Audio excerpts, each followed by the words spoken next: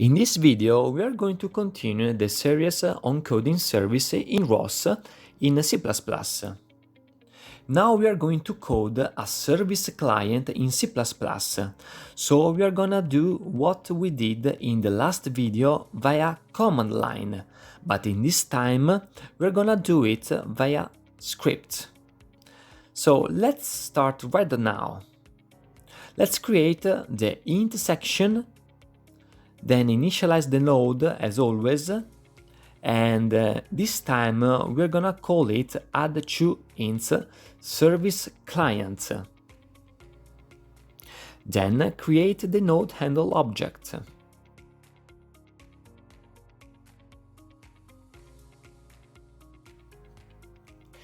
Then we need to create the service client object, and to do that we need to put nh.service-client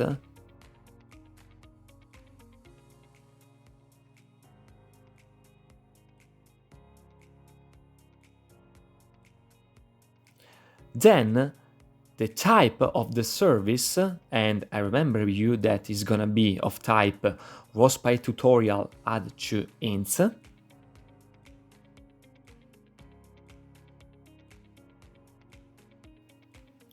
And then we need to address this client to the name of the service AddTwoInts. Finally, we are going to create a service object. When we put the variable for A and B, if we recall from the raw message definition, we need to type service.request.a. Then the int64 values, which is gonna be an integers.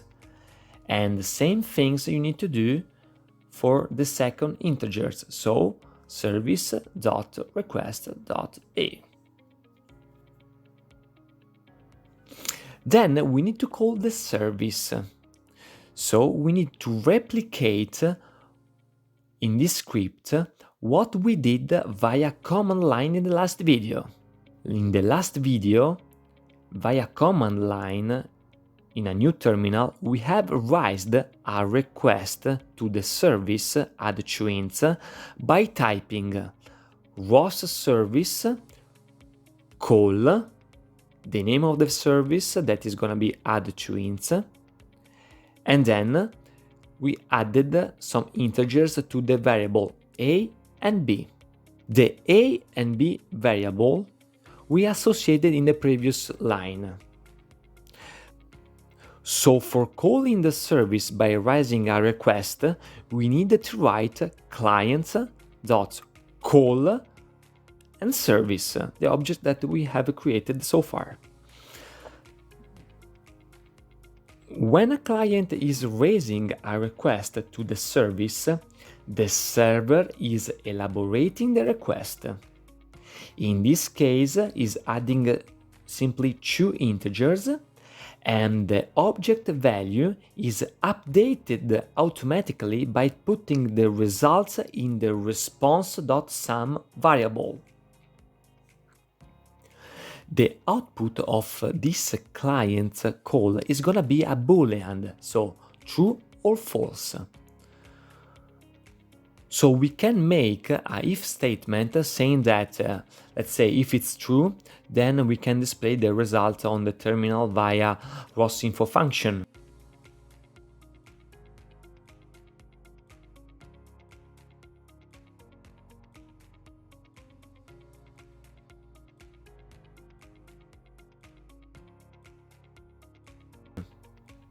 And the result is put automatically in the response message of the service that is gonna be service.response.sum.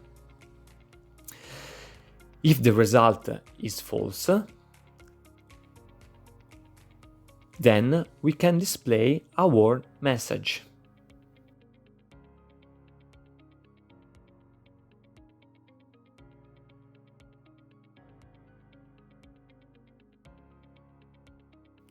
If the script is done, We just need to update the CMake list by adding the executable and the target link libraries.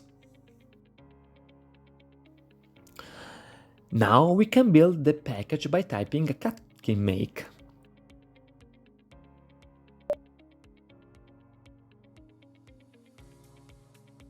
After running the ROS master, we can first run the service and second, run the client node.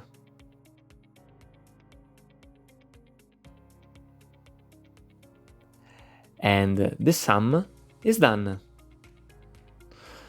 So, as for your information, let's see what's happened if we change A or B.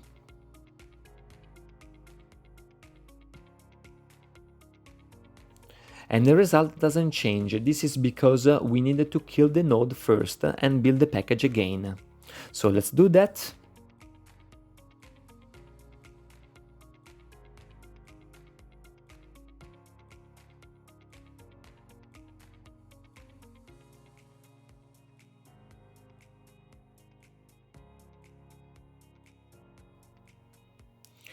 Run the ROS master.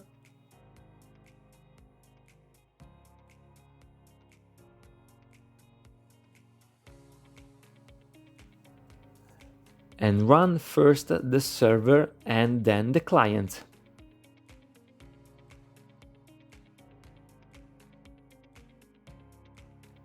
And there you go.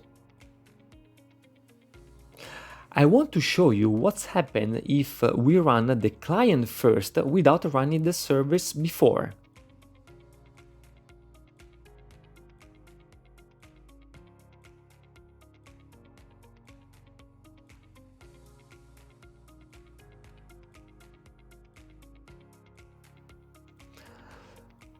As you can see, the service fails and is going to display the message that we written via the ROS warn function.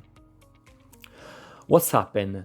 The request done by client.callService returns false. This is because the client is asking something that the server can't do because it is simply not running. And this is exactly the same things that it happens when you are trying to reach a website whose server is down. That's all for today. Make sure to subscribe to the channel and turn on the notification if you don't want to miss the next video, where we're gonna to code a service server and a client in Python. Thank you for staying with me till the end of this video, and keep learning robotics with ROS.